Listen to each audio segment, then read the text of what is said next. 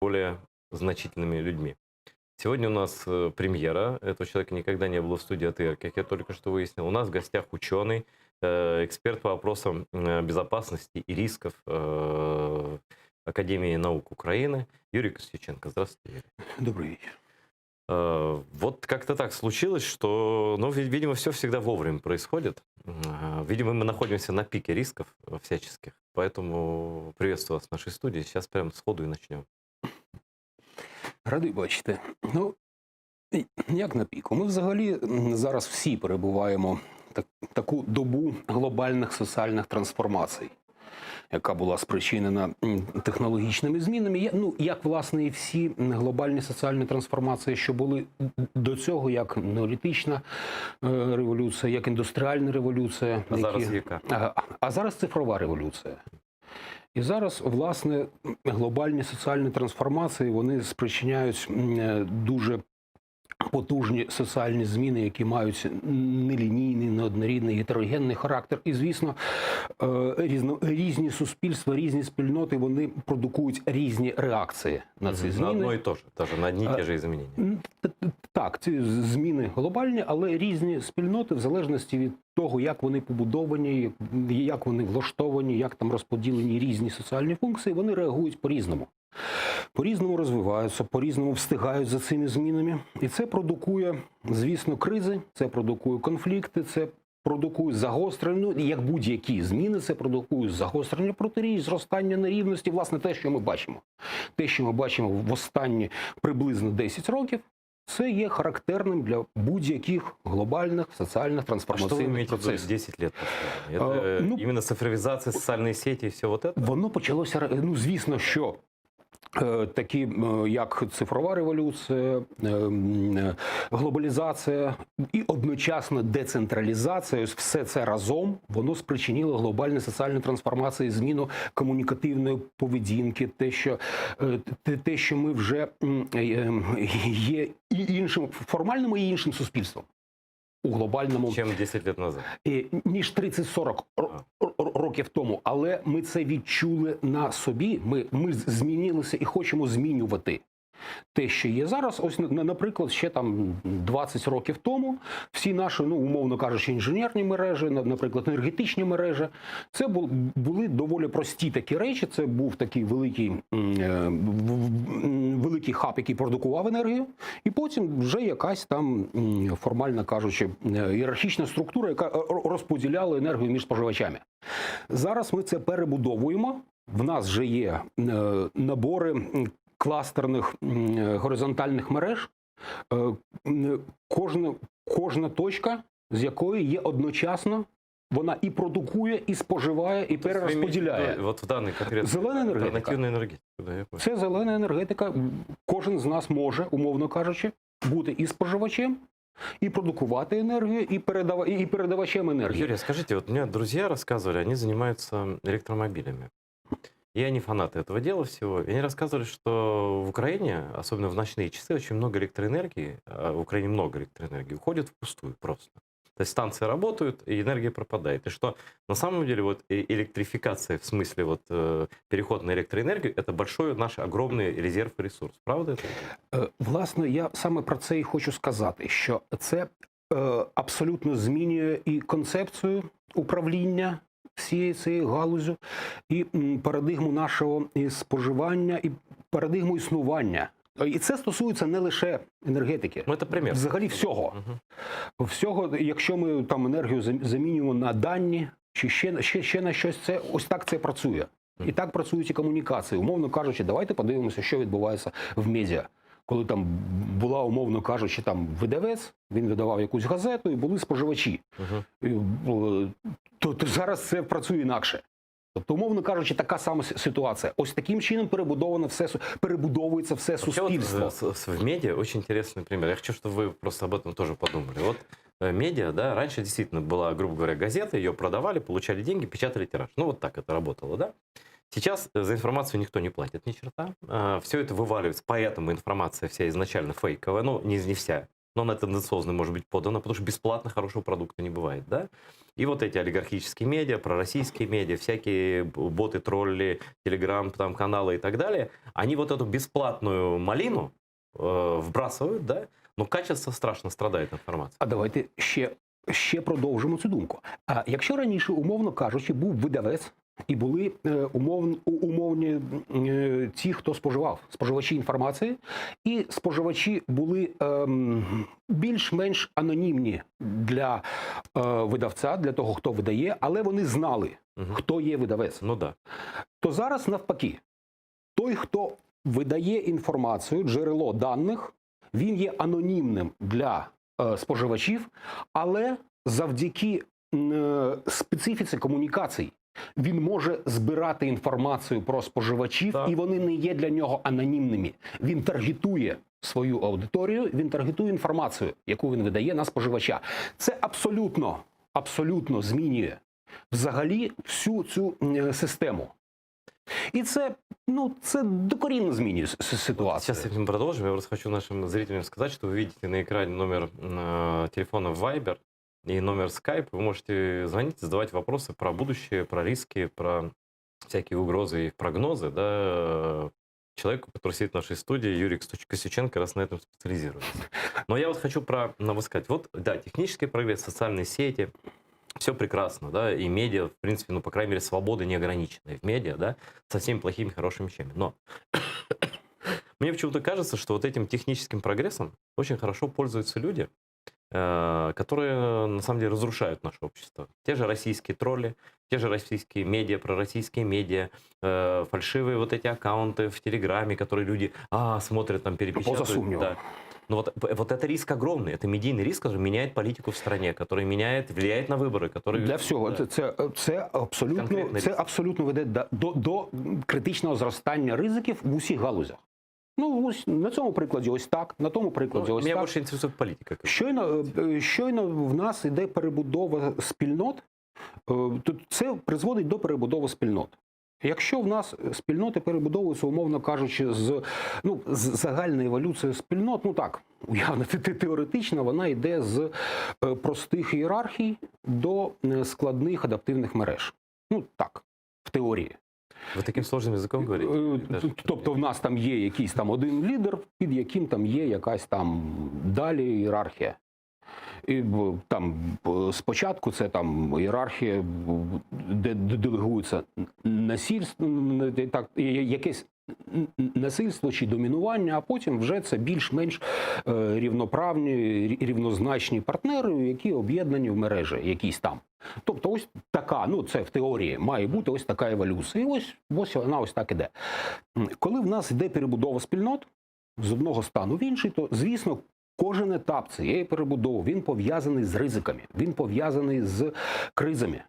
І, звісно, обов'язково будуть ті, хто на цих ризиках, на цих етапах нестабільності він буде намагатися отримати якийсь зиск для себе.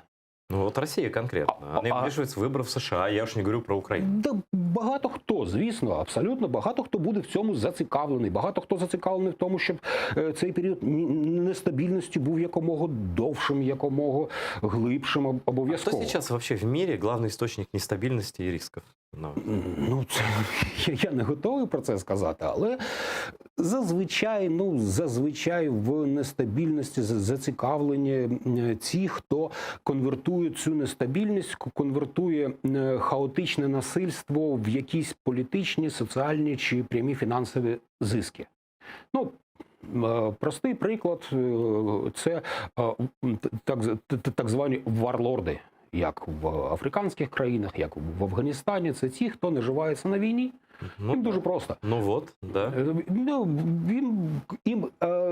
Ось така хаотична війна, хаотичне насильство, щоб люди не мали інших джерел для існування, крім того, щоб взяти зброю, піти когось грабувати, чи щось між собою воювати. Талібан видели, ІГІЛ – це сетєва організація, це абсолютно різні випадки, абсолютно за всіма параметрами це різні випадки, але так, вони фактично конвертують насильство у якісь зиски.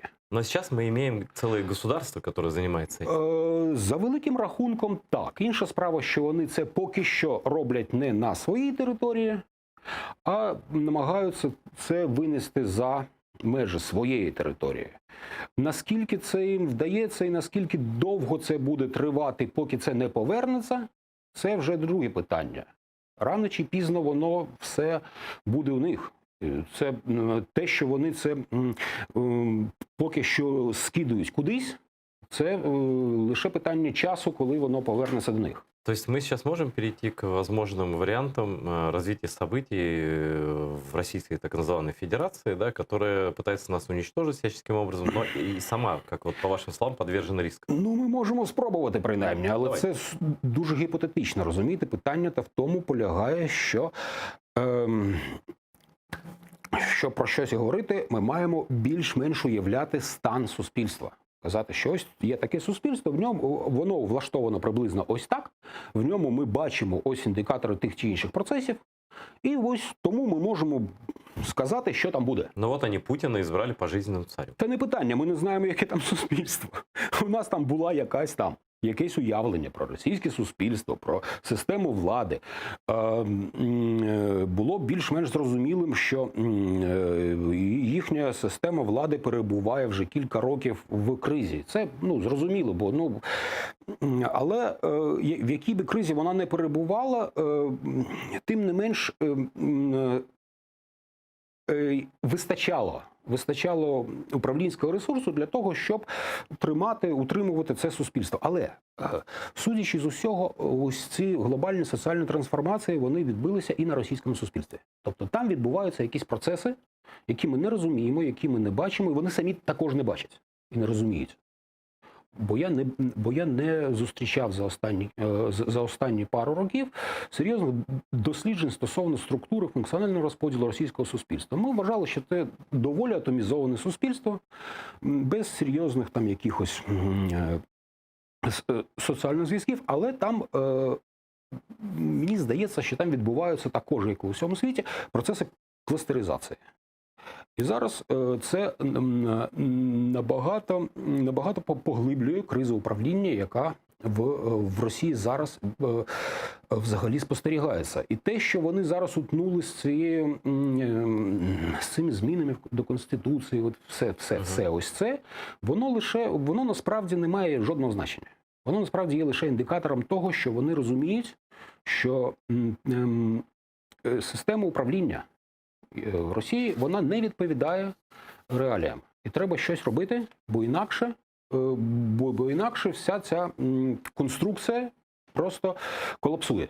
Як колапсував свого часу Радянський Союз. Ну вот про щось робити, да, это самое интересное, потому что многие прогнозы есть всякие, да, по поводу того, для чего Путин это сделал, себя назначил пожизненным государем. Так. И одна из идей, то, о чем вы говорили, что это сеять хаос у других, да, и вот на этой буквально этими днями, да, было несколько таких серьезных высказываний касательно риска опять нападения России с юга Украины. Вот, например, командующий военно-морских сил нашей страны Алексей Нейшпапа не исключает, что войска РФ пытаются прорваться из оккупированного Крыма в Херсонскую область, чтобы дать возможность пустить воду из Днепра в Северо-Крымский канал. Давайте его цитату послушаем вместе с Юрием.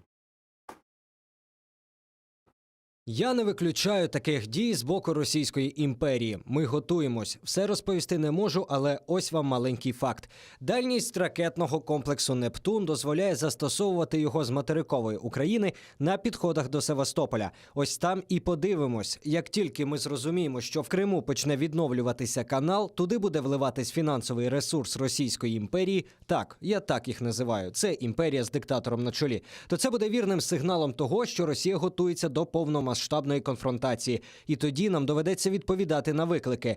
Ми готуємося до повномасштабної військової конфронтації, розуміючи, що якщо така станеться, то, на жаль, це буде багато втрат і наших воїнів, і цивільного населення. Багато хто зараз цього не розуміє, хоча в країні 7-й рік іде війна. Зараз ми робимо посилення на морі. Президент і міністр оборони дали ВМС карт-бланш. Розробляється проект будівництва нових місць базування флоту. Ми не можемо перебувати тільки в маленькій Гавані в Одесі і в маленькій Гавані в Очакові. Зараз приймаються рішення, передаються земельні ділянки на берегах Чорного та Азовського морів для створення достойних баз. Тепер моє завдання зробити так, щоб основний удар ми могли прийняти не на березі, а на морі. Ми повинні зробити так, щоб противник перебував біля свого берега, знаючи, що ми сильні. Зробити так, щоб ми не чекали, коли він прийде до нас.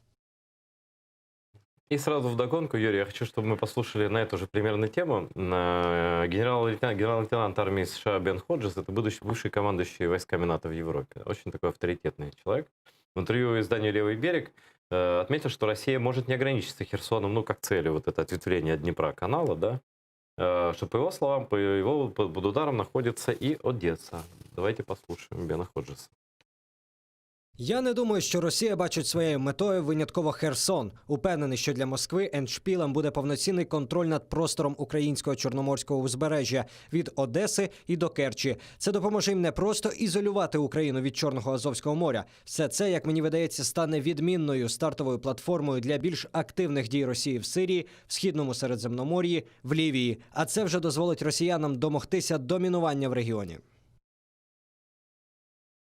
Ну вот, Юрий, риск так риск. Ну, Давайте думать об этом, что может быть. Тут справа така, що якщо ми кажемо про взагалі ризики воєнного характеру, то це завжди похідна від соціально-економічного стану країни, яка ці ризики генерує. Тобто, але це дуже окрема така категорія, яка потребує серйозного фахового аналізу. Так, ми бачимо певні індикатори збільшення цих ризиків. Я не готовий їх аналізувати, позаяк я не є тут дійсно глибоким фахівцем, але так, ці ризики зростають, зростають вже останній рік приблизно, але вони і так є на такому високому рівні, що казати, що щось зараз зросло ще більше, ну так, вони є високими. Чи з точки зору раціональної ухвалювати такі рішення для Путіна було б абсолютним самогубством. Це зрозуміло, але слухайте, ми ж разом пережили 13-14 рік. Коли відказався безумія. Коли абсолютно, будь-кому тоді здавалося, що це безумство, але за півроку воно було реалізованим. Тобто тут це поза межами рационального Вот анализа. смотрите, я и про что и говорю, что сейчас вот прогнозирование рисков, это чем вы занимаетесь, да, в разных областях, оно иногда за межами рациональности находится. И вот Путин тому красноречивейший пример. Человек, который вот ему так хочется, и все. Власне тому ми пішли далі.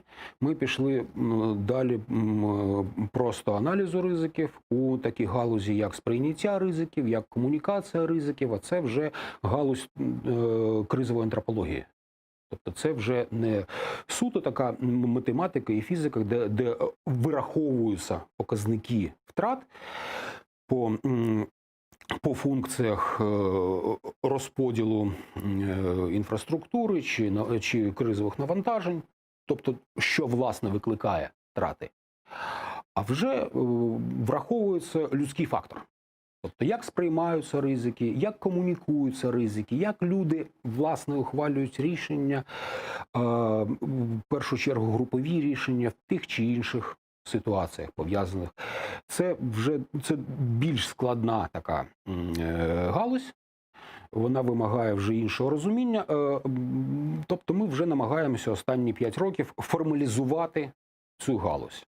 Ну, как ее формализовать? Вот, например, можно. Есть формула, да, но в эту формулу вы же не запишете. Путин там решил все равно напасть на Украину, несмотря на какие-то экономические потери. Вот посмотрите, у них по телевизору идет с утра до вечера, что Украину надо уничтожить, что это фашистское государство, что его не должно быть. И понятно, я не говорю про то, как будет идти эта война широкомасштабная, если она начнется на юге или по всему фронту, но то, что они изначально к этому морально готовы, это я вот за это я могу отвечать, да? Вот. И хорошо, мы их не изменим, по крайней мере сейчас. У них достаточно неплохая экономика, там Запад покупает газ и все такое прочее. То есть, ну, нет там такого, чтобы они разваливались, как СССР в 90-х годах, да, в начале 90-х. Но как нам самим воспринимать эту страну, как нам свое отношение к этому риску России выстраивать? Мне кажется, что многие просто забыли, что у нас вообще тут армии стоят со всех сторон, да, и так живут в своих космосах. Ну, за великим рахунком, знаєте, як у перекладачів є є такий постулат. Перекласти можна все. Так, в математиків є теж такий постулат. Формалізувати можна все. 6 років я займаюся тим, що, ну, умовно кажучи, розмовляю з терористами, розмовляю з радикалами, збираю інтерв'ю і формалізую, намагаюся формалізувати ці наративи за певними правилами, вишукую якісь там окремі там індикатори, ось все це, тобто це з різними. І з умовно, так, в лапках, нашими терористами, ось цими, про кого ви кажете. Там це Ати Сизрань. Имеете какое-то представление об их мотивации? Абсолютно, да? абсолютно. Вы имеете в виду боевиков, которые на Россию работают? Так, російські найманці у складі незаконних збройних формувань, підтримуваних Російською Федерацією на тимчасово окупованих територіях Луганської, Донецької області. З ними.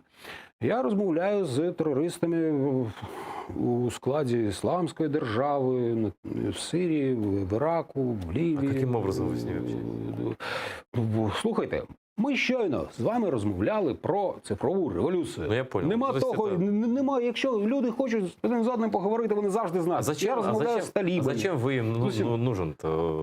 Вот вы им, они вам понятны для научного интереса, а вы им зачем? А навіщо вони? Раптом, ось людина жила собі, да. Ось щось, в неї було якесь життя, а потім щось з нею трапилося. Угу. І вона все кидає, кудись їде, бере зброю і починає вбивати. Незнайомих їй людей, да. Йому людей. Що трапляється з людиною? Це ж докорінна зміна свідомості. Вона хоче цим поділитися. Зазвичай хоче. Тобто тщеславие у цих людей присутствує. Це така специфіка сприйняття. Людині треба про це розповісти. Причому треба це донести, пояснити це. Ну, ми знаємо, он Брейвік сидить в тюрмі, пише книги. Абсолютно, це потрібно. Це нормально, це нормальна така абсолютно мотивована психологічна потреба цим поділитися. І ось, будь ласка, я готовий його вислухати, ну, в певних межах, звісно. Угу.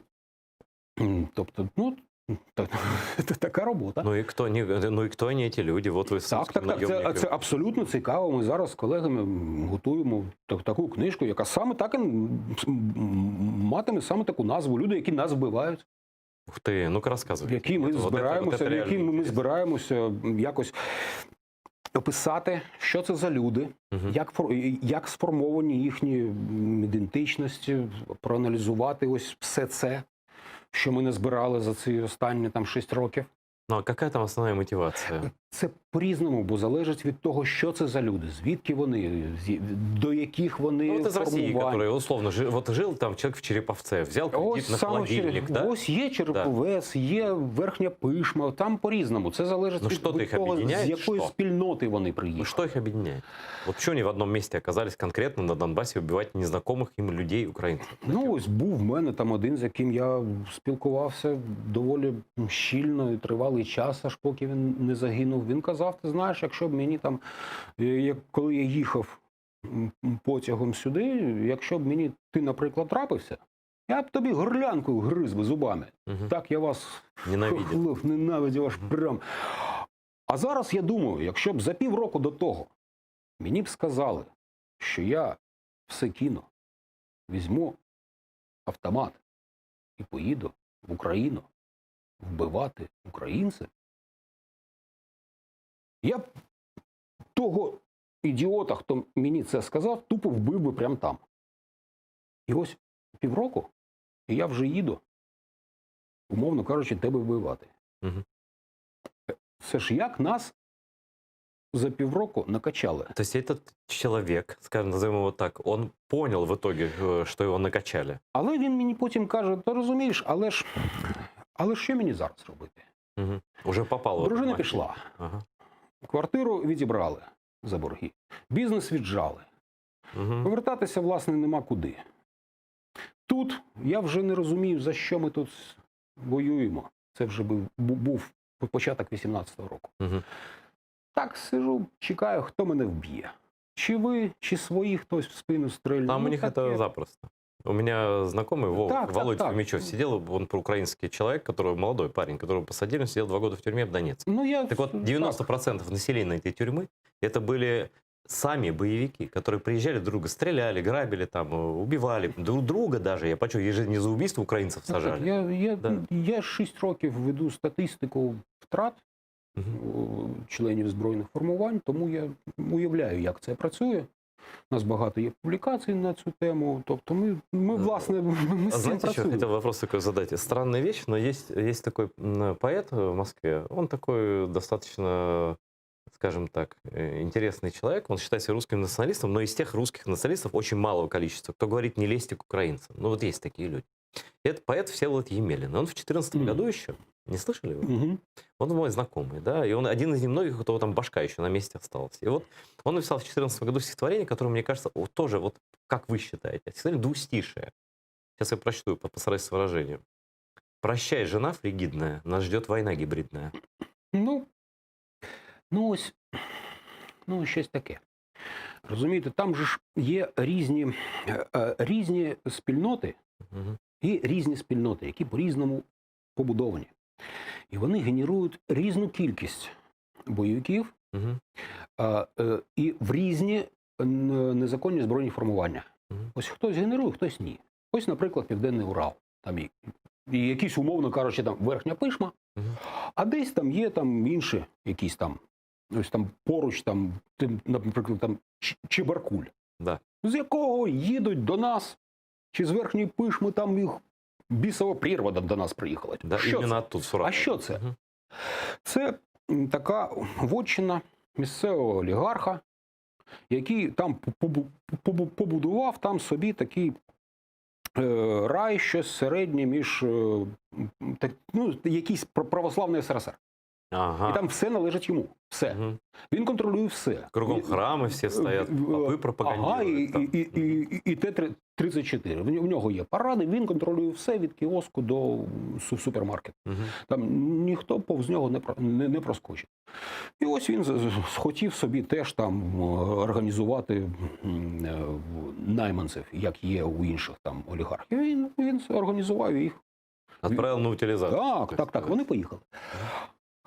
Бо це є такий постіндустріальний, деградований регіон, але він є під контролем олігарха.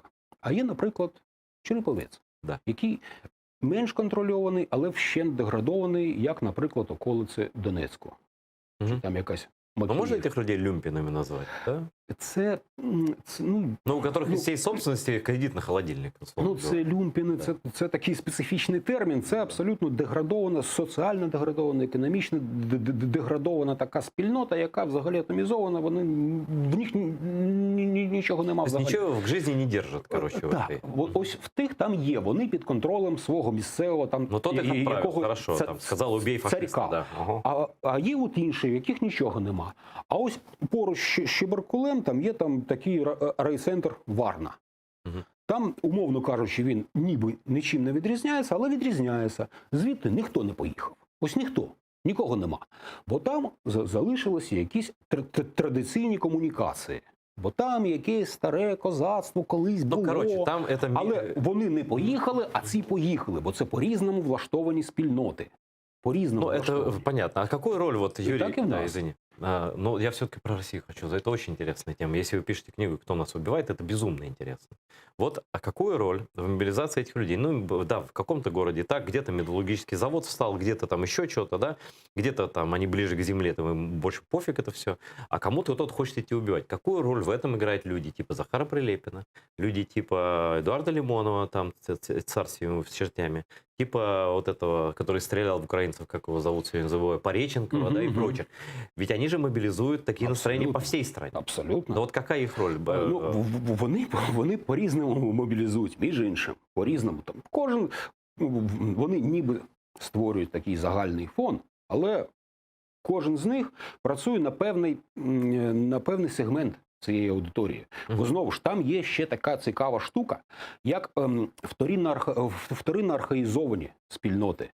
Ось там є ось ці так зване їхнє казачество. Да, это абсолютно... Вони ж не мають жодного стосунку до реального казачества. Никакого, это абсолютно придуманная ФСБ организация еще давно. Ось розумієте, наприклад, візьмемо, наприклад, такі архаїчні племена, архаїчні спільноти, в яких там є ритуали ініціації хлопчиків, підлітків. Ось він стає чоловіком, його там кудись, вони можуть бути доволі жорстокі, ці ритуали, там ще, але він після цього стає чоловіком, кажуть, все, А що там у этих молодець, казачків? і це нормально.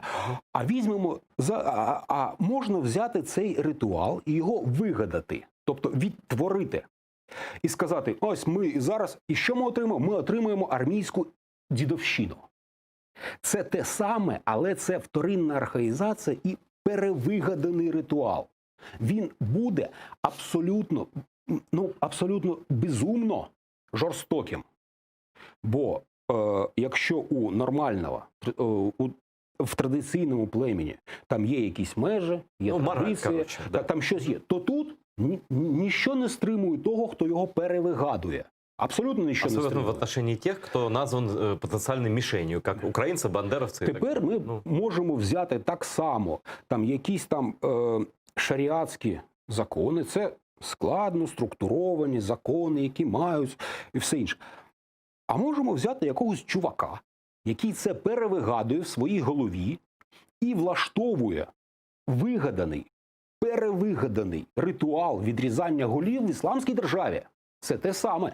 Або ми беремо там якісь традиції казацтва, а потім беремо якогось ряженого ФСБшника, і він перевигадує ці ритуали в якоїсь новоствореній спільноті десь Ми ж, Юрій, ми ж простої. наблюдаємо по всій їх так називаємій страні. І ось вони масово також їдуть до нас і влаштовують ати Сизрань в Антрациті, в Ровеньках. Бо там те, що вони влаштовують, не має жодного стосунку до реальних традицій казацтва. Ані нашого, ані російського. Жодного. Бо це вторинно архаїзовані спільноти з вигаданими кимось ритуалами. Слушай, ну Путин придумал целую религию, которая называется победобесие. Это же часть этой религии. Це ясно. Це класична традиція, вона ще йде з радянських часів, бо там історії ж немає. Там немає історії, там є бойова легенда. Да. Бойова легенда, яка потрібна для просування. Мобілізаційний проєкт. Абсолютно. Мобілізаційний проєкт з бойовою легендою для просування там свого образу життя. І це працює для багатьох людей. Ось зараз ми знаємо там багатьох людей там з Італії, з Франції, які приїздили туди. Але навіщо вони приїздили? Що приваблювало їх на цих територіях за великим та рахунком? Охотяться на людей? Так, з трьома я розмовляв. З трьома. Вони, і в мене склалося враження, що їх там привабили дві речі. Перша – це хаотичне насильство. Вони можуть робити все, і їм нічого за це не буде. Друге – це бізнес-проєкт. Вони були залучені до створення мережі підпільних студій, де вони знімали відео з тортурами, вбивствами, порно. Це там були, це на територіях ось окупованих. Там ще, якщо я не помиляюсь, була Абхазія. Ще щось. Тобто ось такі. И потом они через какие-то тайные сети продают это потребителям. Так. То есть пытки снимают и так далі. Ну, наскільки я розумію, так. Це така специфічний контент. Тобто це хаотичне насильство і спосіб такого. Скажите, Юрий, ну раз вы с этими людьми общались, изучали и пишете книгу про это, вот...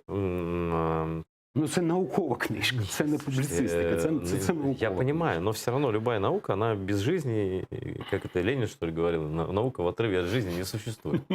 Кое в чем, наверное, он был прав, хотя он был жестким материалистом и подонком, но вот они сюда приезжают. Для них это, типа, они освобождают там братский народ какой-то там придуманный от фашистов, и вот они встречаются с дулом украинского автомата. И с пушкой украинской, и с минометом, да, и их начинают немножко убивать здесь, да, одного, другого, третьего, 10-го, 100-го и так далее.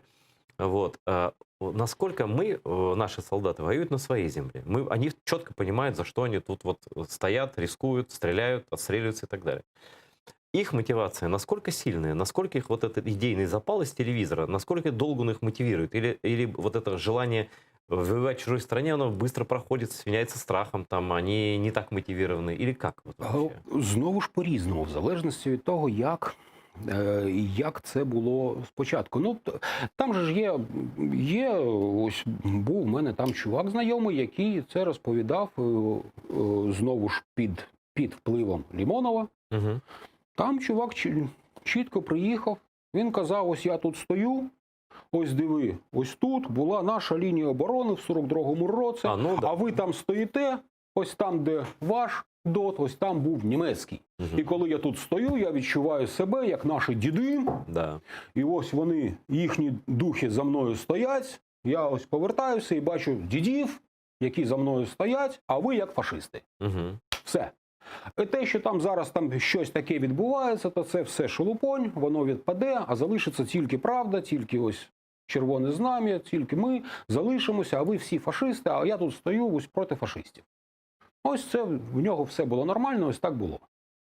Ну, закінчив він так, як і всі, тобто... Під номером 200. Так, звісно. Але тим не менш, ось так. Хтось там казав, що ось я ось там класична фраза, це «русских людей обіжають». Ну, это в телевизоре. Я стою, тому що ви обіжаєте русських людей, і я буду тут стояти, ось ви вбили вже того, там глісту, саплю, ржаву, ви їх вбили, і я ось поки я не помщуся за смерть героя Шниря, я тут буду стояти. Ну, тобто це вже така самовідтворювана логіка. Ну, тобто, понятно, это логика войны, да, когда ты в ней участвуешь. Тут вже все. Ну, звісно, що десь наприкінці 15-го, початку 16-го року звідти почали виводити більш-менш такі боєготові загони, і вони поїхали в Сирію, а там вже залишилося, ну, те, що залишилося, власне. А зараз вже вони поїхали далі. Тобто тут насправді, ну, це така історія. Это история путинской гибридной армии. Так, это история, да, надо будет. Они в Ливию сейчас перебросили. Вы говорите, Сирия, они в Ливию вони уже в Лівії воюют, вже, так. Воно продовжується. Ця історія продовжується, і вони насправді це мало не єдині сили, які можуть щось виконувати такого роду накази. Ну вот не кажется ли вам, что для как бы возвращения этих людей из первобытного состояния в более-менее человеческое существует только один способ – это прицельный огонь по их головам? Ну, ми ж з вами пам'ятаємо історію руху афганців. Да. На той час, коли їх було багато, на той час, коли вони були активними, ми з вами там були разом в Москві, ми пам'ятаємо, яку участь вони брали наприкінці 80-х, на початку 90-х, яку участь вони брали в тих ще локальних соціальних трансформаціях. Ну да. При колапсі Радянського Союзу. Як це все працювало? Ну, тобто, навіть ми пам'ятаємо, хто зараз з поточного складу Державної Думи Росії виїхав на афганському руху. Ну, эти всякие Францы, там, Клинцевичи какие-то. Франц Клинцевич. Я пам'ятаю його ще по його ролі в руху ветеранів Афганістану. Я там був, я пам'ятаю цих хлопців, хто як працював, і яку роль він там відігравав. Смотрите, они участвовали в несправедливой войне. Многие, кто воевал, этого стыдятся и никогда не ходят с медалями. А багато хто інакше це сприймав. І багато хто потім пішов в банди. Ну, а кто-то пошел в Боснию воевать, кто-то пошел воевать в Армению, в Азербайджан, кто-то пошел воевать в Абхазию. Було дуже по-різному. Це люди з дуже великими травмами. Але ми їх тоді сприймали як частину нашого суспільства, з якими треба жити, з якими треба працювати. Зараз, ну, можливо. Так само російське суспільство сприймає ось цих людей. Нет, оно их воспринимает как, по крайней мере, власть воспринимает их как пушечное мясо, как людей. Це 100%. Давайте подивимося на ці з'їзди Союзу добровольців Донбасу, що там відбувається. Тобто це так, воно ось так є. Це так. Ну вот смотрите, и вот давайте вот просто обсудим практически. Вот есть такое русское государство. Оно уже на самом деле русское. Это русский мир, это идея, что русские превыше всего, что украинцы не люди, те такие, те сякие. Крымских татар вообще нужно ликвидировать, как пишут у них прямо в газетах, да, что это проблема, то есть народ проблема, да. Вот как про евреев говорили, народ проблема. Без них будет сразу все хорошо, да? Там Да. абсолютно безумство. Да, ну вот я про это и говорю. Это не пропаганда. Вот на Роман Цымбалюк в Москве, да, товарищ мой друг сидит, он смотрит, они постоянно говорят, там у них уже Зеленский нацист, всех надо уничтожить и так далее, да? Как с этим быть? Каков сценарий? Вот у нас 5 минут осталось. Каков сценарий возможного развала этой страны, поражения этого рейха? Он вождистский рейх, там есть фюрер, который уважает там большое количество народу, есть какие-то внешние победы, какие они считают победами, да? Вот. Как может реструктурироваться это общество, которое склеено вот этой ненавистью, чувством превосходства и тем, что они могут решать чужие жизни там? Вот что с этим делать? Ну, ми з вами пам'ятаємо, СССР помним? Так. Да, но тогда не извели до экономического коллапса эту страну с помощью І санкций. так, і ні. Це все ж таки це була катастрофа, спричинена управлінням і корозією структури управління. Мгм.